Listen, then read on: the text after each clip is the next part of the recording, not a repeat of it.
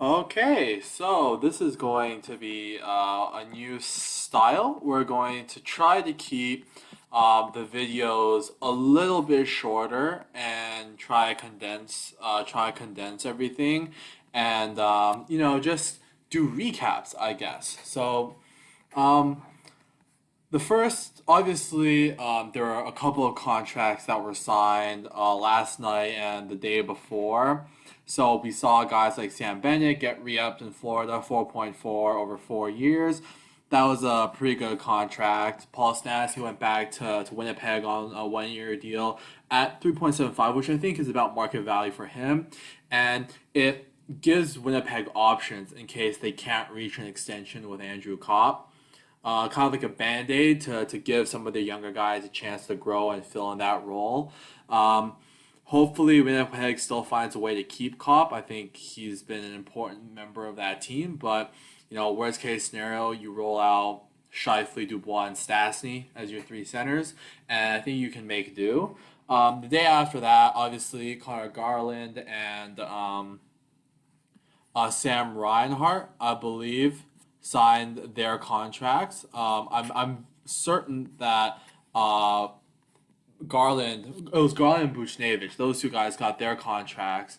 Um, Garland got 4.95 per year, or just under $5 million for 5 years, and Buchnevich got around 5.8 over 4 years. So both teams acquiring these pending RFAs didn't waste any time inking them to long-term deals. I think the Garland contract was an absolute steal. I think he's going to be a great player there in Vancouver's top six, and he gives that fan base and that team, a lot of reasons to be excited because that top six is absolutely studly now, especially since Garland I think is a legitimate first line winger. Buchnevich, I mean, 5.8 million, I think is a fair contract for him. I don't know if I would have paid him more than Garland, but he is a legit first line top six winger. And I think he'll do well in St. Louis. He's going to fill that void that Jaden Schwartz left. And you're not paying him that much more than what you were paying Schwartz. So I think overall, St. Louis did get better. Ovechkin signed his 5 year deal at $9.5 million per year last night as well. I mean, we always knew that he was going to get paid, so this isn't too much of a surprise. You know, I think he's still going to be a good player by the end of his contract. Ovechkin is just one of those kind of transcendent talents that just seem to be like wine. They just get better as they age. They stay consistent. They stay productive when more human players would probably fall off. Jean Armia and Mike Riley. Mike Riley was a steal of a contract. 3 years at $3 million per year. He's gonna eat minutes for you on the blue line. He's gonna play a top four role. He's got good offensive instincts. He's not a complete liability on defense. At $3 million per year, that's a steal of a contract. And Joel Armia too. 3.4 million I think was a little bit pricey for a player like him, but after the run that they went on, how well he played in that playoff run, and I think he's still decently young. It's not a terrible contract. I do think Montreal could have found better options, but he's got the chemistry with the team. He's played well. I don't have too many negative things to say about a contract like that. Montour at 3.5 for 3 years. I mean, Florida gave up a couple pieces to get him at the deadline, and he's a good player. He's played much better with Florida than he did on Buffalo. On Buffalo, he was one of the worst defensemen in the NHL. Here in Florida, I think he's been very serviceable, and I think that's a pretty good contract. Doesn't really lock them in for too long. He's a physical guy. He brought some needed toughness. He wasn't scared to mess it up with the Tampa Bay Lightning's tough guys in the playoffs this year. He's a good player. Landeskog getting 8 years, 7 mil. There were reports that he turned out a 7 year, 7 mil. So I don't know if it was the term that they were separated on, or if it was just Landeskog was a bit upset. But I really did think Landeskog was going to get more competitive offers elsewhere on the market. Teams that probably were willing to give him $8 or $9 million per year, but before they got the opportunity he agreed to that contract with the Avalanche. And I mean, it's a steal of a contract. I mean, he's not making that much more than he was on his last contract, and that last contract was already a steal of a contract. And you got him for the rest of his prime. He's gonna be an av for life. I mean, it's a really good contract. But I can't really give Colorado too great of an offseason grade, considering after what happened today, they don't have a goalie. So Tyson Berry was announced pretty early in the morning that it was going to be a 3 year deal. It was probably going to be between 4 and 5 million, and it turned out it was 4.5 over 3 years. Don't like this contract. Barry was probably going to get anywhere between 4 to 5 million on the open market, so I don't think Edmonton overpaid for his services based on market value. I don't think Barry is very good, which is why I would not pay him 4.5 million. But market prices suggested he was going to get that much money anyways, and after Larson left for Seattle, I mean, I don't really understand the move. They traded Bear away, which was to make room for Barry, which was a bit of a yikes. They got Fogel, who's nice, but I'm just worried it's going to be another Petrie situation where you flip a young offensive defenseman and he just becomes this great talent elsewhere. Again, I'm not that high on Tyson Berry, and I feel like the role that he's going to play on this team is going to overlap with Evan Bouchard, and all you're really doing by bringing Berry back is stunting Bouchard's ability, because now who's going to play on the first power play unit? Is Bouchard going to get free reign, or is Barry going to be the one who takes those first power play reps? If it's going to be Barry, then you're taking away Bouchard's ice time and you're not giving him the opportunity to become that future franchise offensive defenseman for you, because you're not giving him the reps at that position. And just to get out of the way, because we're already on the topic of the Oilers, but they also signed Cody Ceci for 4 years at 3.25. And now Ceci, as a Leafs fan, Ceci was garbage for us, but he was actually serviceable for Pittsburgh last year, which is why $3 million I think is fine, but the term again is a bit iffy. I don't mean to shit on Edmonton and these two signings, but I just think that now on the right side you have three redundant skill sets. Tyson Berry is a good passer and he's a power play specialist. Bouchard is young, probably has potential for two-way game, but at this point is probably better suited in a sheltered role 5-on-5 and lots of power play time. And then you have Cody Ceci, who is best when you let him play free and use some of his skating to be creative offensively. So you have three of those guys on the right side, and then on the left you got Darnell Nurse, who's probably your best two-way defenseman, but also probably came off his best offensive season and is trying to discover his offensive potential. Chris Russell is not that great, and Duncan Keith is past his prime. He's a bit of a relic at this point with his age, and he's not really going to be able to play that defensive defense and be that shutdown guy. And you look at that entire defense core, and who is going to play defense on that defense? It's kind of like what Winnipeg was last year, and how Toronto was a couple years ago. You have a bunch of defensemen, and you pay them a lot of money, but none of them can play defense. Now going back to the contracts, Gagne, Pickard, Martin, Sutter. These are relatively smaller cap hits, less than $2 million per year. Evan Rodriguez, and they're good contracts. Nothing to really say about them. The Ryan Suter contract at Dallas, just under $4 million for 4 years. I mean, whoever Ryan Suter's agent is needs to get a pay raise. I mean, Dallas giving this guy 4 years at age 36 is just mind blowing to me. He's still a very good player. He's definitely still a top four defenseman in terms of his role and his production. The term just surprises me. Blake Coleman, same thing with Suter, except obviously in terms of what I don't really love. The cap hit 4.9 I think is fine for a guy like Coleman. I would have probably been comfortable with a number that starts with 4 but ends in probably 2 or 3, 4.2, 4.3. The highest I probably would have gone if I'm giving him a 6-year deal is probably 4.5. But if you're giving him 4.9, I think a 4-year deal would have been perfect. I think if Calgary gave him 4.9 over 4 years or $5 million over 4 years, that's a perfect contract. Other than that, I mean, the last 2 years, Coleman's definitely a good player, so I don't think it's a bad contract, but it might be a contract that you look back, when you're 4 years into the 5th year of the deal and you're saying, we got to move this contract and we can't because he's not that great anymore and he's making too much money. Carolina, I mean, I have hated a lot of Carolina's moves so far this offseason, but they kind of made up for it today. I mean, obviously, Tony DeAngelo getting signed was just, we don't really want to open that can of worms.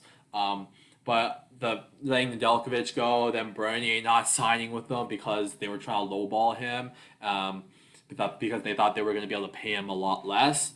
Um, but today they got Fogel, who I don't think they were gonna pay anyways, and they managed to get Ethan Bear, who I like better than Warren Fogel, and I think Bear will play, a pretty significant role on that team next year. And they signed Freddie Anderson, $9 million over 2 years, so 4.5 per, less than what he was making with the Leafs the last couple of years. And I think this is a good contract. I think Freddie Anderson, when healthy, is still a top 10 goaltender in the NHL.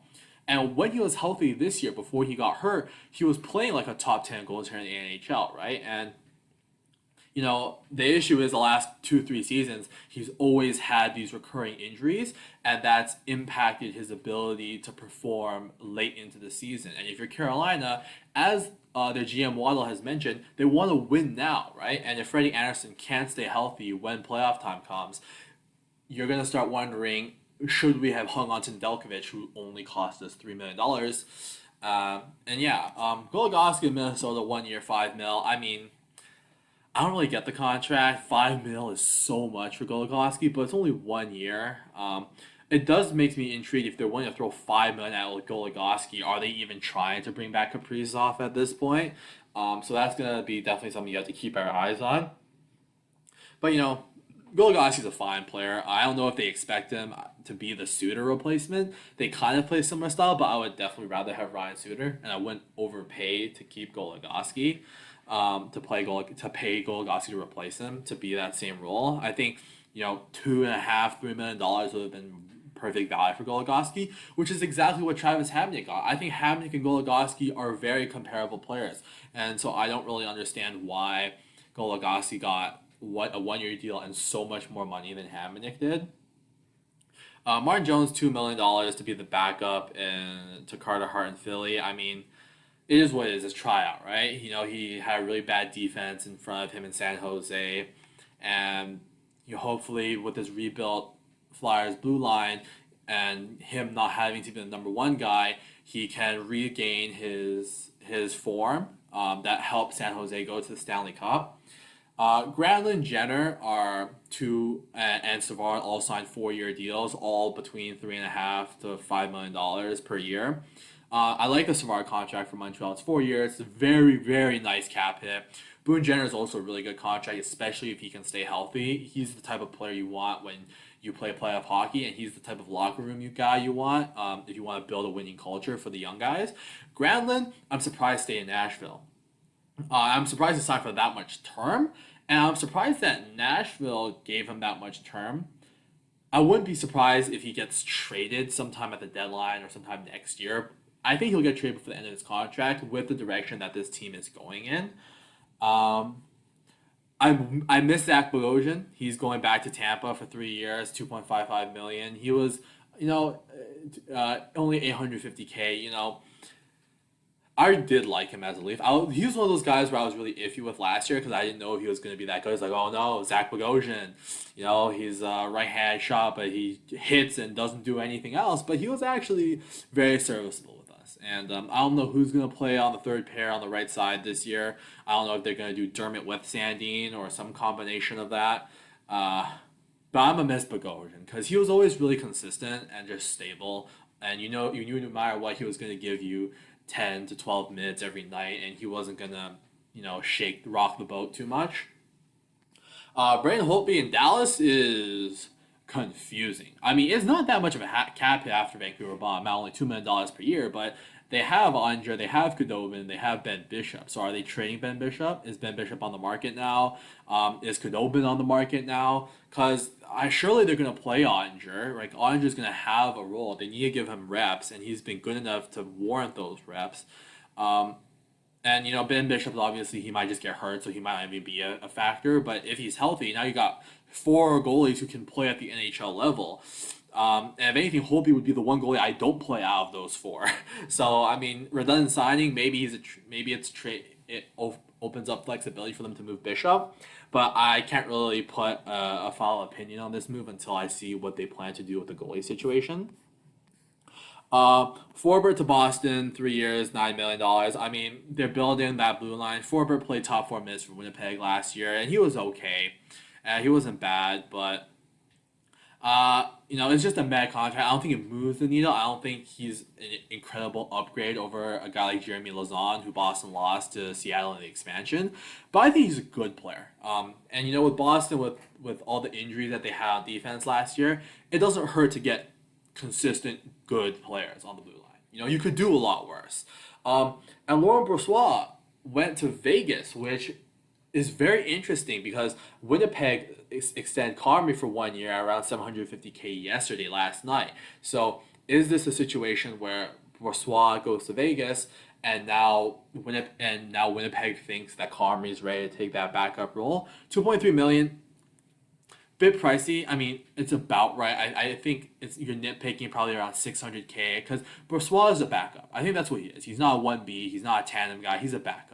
And obviously they let go of Fleury. It's just with a team that I think is trying to make a big splash and get a guy like Tarasenko or a guy like Jack Eichel. They need to save every bit of cap space they can get to be able to maneuver the cap. And I think they just overpaid a little bit in terms of cap hit for Laurent Brossoit. But he was very good for Winnipeg. And he's a good backup. Posted pretty good numbers. So I don't hate it. Michael Bunting for the Leafs, 2 years, 950K. I'm a Leafs fan, and I like the move. I don't think it's gonna be groundbreaking. I was making some jokes with my friends that he's gonna be the next Carter Verhaeghe. He's probably not gonna be that good. He had a really good, 26 games or so with Arizona last year on a bad team. We'll have to see if he can keep it up. He's gonna fight for a spot on the roster in camp. He's probably going to be in discussions for a bottom six role.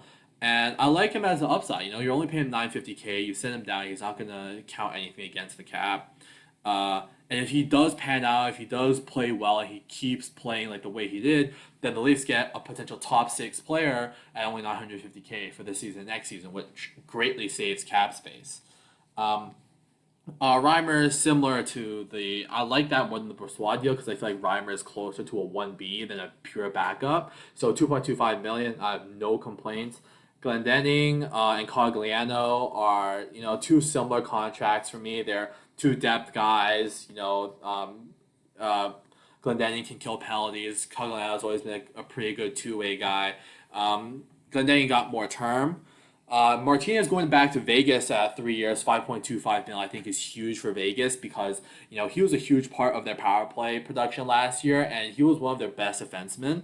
And bringing him back was super important because being able to get him back and then still having the cap flexibility to be able to go after another big name player up front, especially that first line center that they've been aiming for forever, is huge.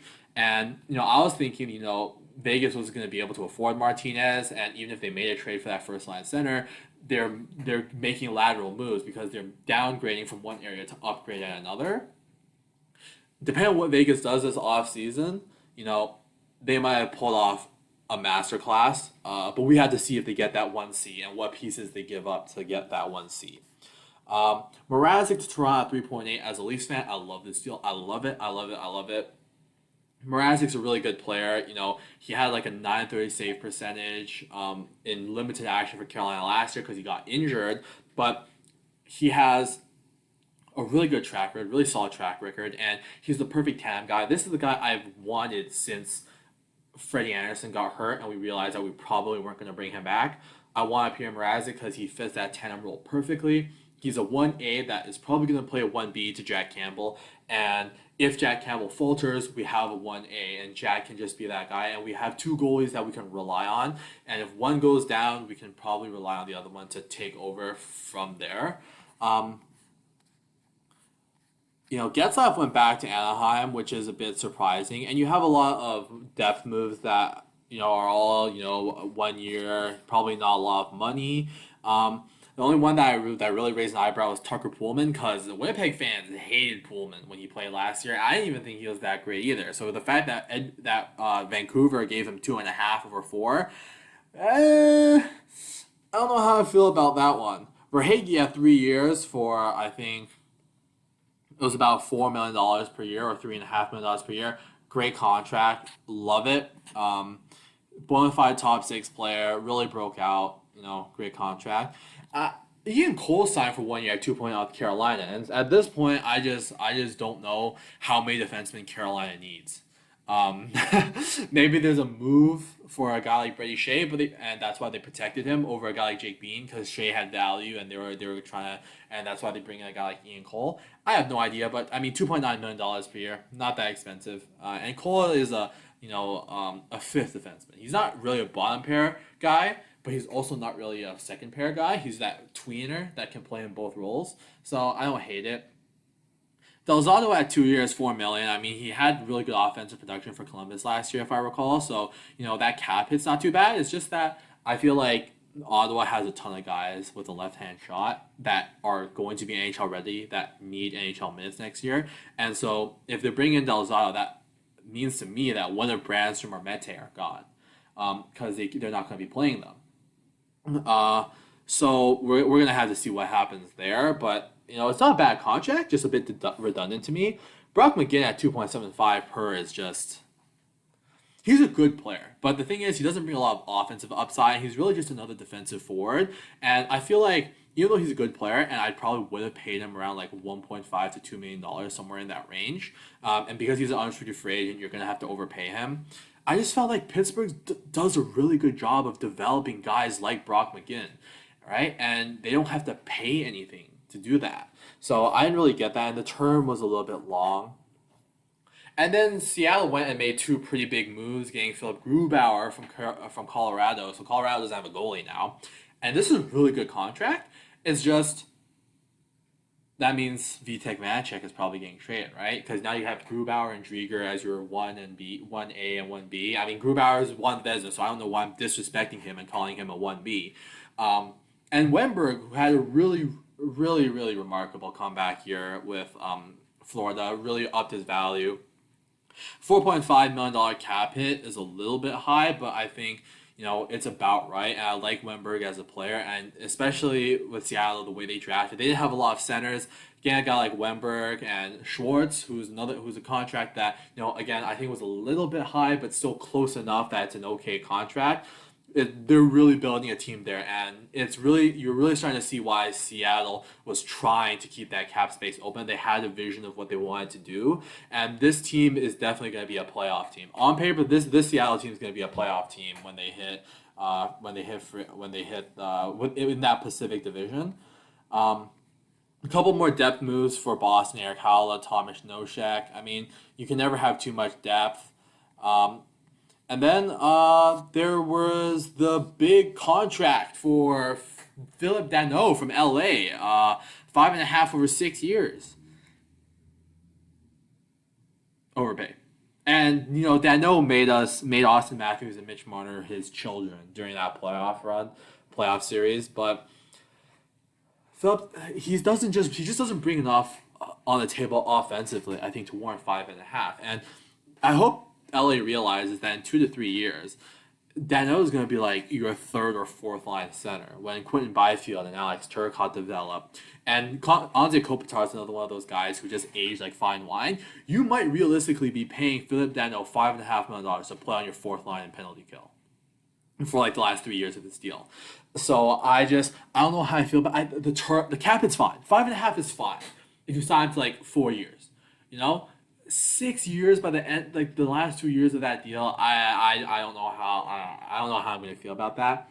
McCabe 4x4 solid contract was him, and he really raised Ristolainen's value because there were talks early in the season with Buffalo when they hadn't got that massive losing streak and Eichel didn't get hurt. McCabe and Ristolainen analytically were one of the best D pairs in hockey. And I attribute more of that to McCabe than I do to Ristolainen because I still don't think Ristolainen is very good. Flyers fans can tell me otherwise, and they can say I don't know what I'm talking about, but still not high on Risto. I don't like all of his advanced analytics suggest he's not a great player. But then again, maybe it's the Buffalo effect. Maybe he leaves Buffalo and just becomes an elite top four defenseman. We don't know. We'll have to see. And those are most of the main big moves. I mean, Hyman obviously had his extension.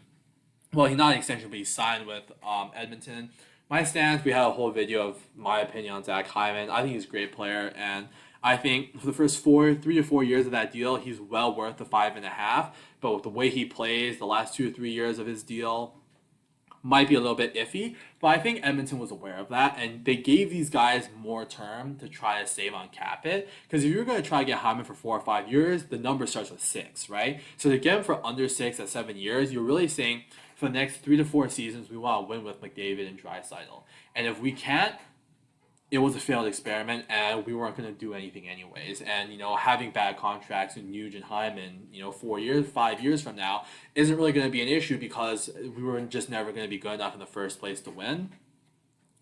Brayden Point making $9.5 million as a Leafs fan pisses me off because we paid Mitch Marner, who's a winger who has proven less than Brayden Point in this league, got 10.9 and 2 less years.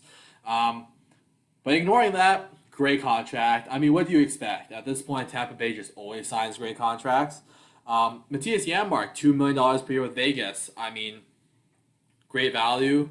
He played well with them when they traded for him at the deadline. And he's a very serviceable guy. And I really think he could have gotten closer to what Granlund got, $3.5 million.